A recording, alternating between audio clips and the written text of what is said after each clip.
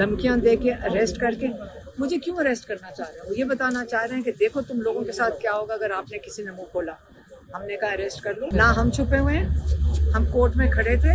मैं तो तैयार हूँ कि अरेस्ट कर ले आके। मैं तो बाहर निकल रही थी, वो पुलिस वाले आए, उन्होंने कहा बस साइन कर दें हम चले जाते हैं।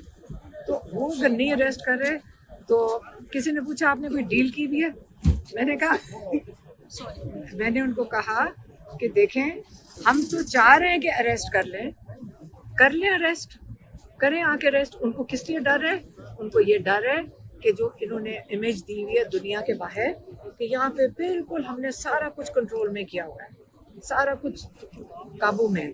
तो ये ना हो कि इंटरनेशनल बाहर इंटरनेशनल ये इशू बने और वो सब बताएंगे फैमिली को क्यों अरेस्ट कर रहे हो। फिर इनको बताना पड़ेगा कि क्योंकि उन्होंने पैगाम दिया था और फंडामेंटल राइट्स के ऊपर आ जाती है बात, इसलिए अरेस्ट नहीं कर रहे, कर लें। मैं तो ना कहीं छुपे हुए हैं, सामने आपके फिर रहे हैं। लेकिन मैं इस किस्म के एक केस नहीं है, मेरे पे कोई 60-70 केसेस हैं।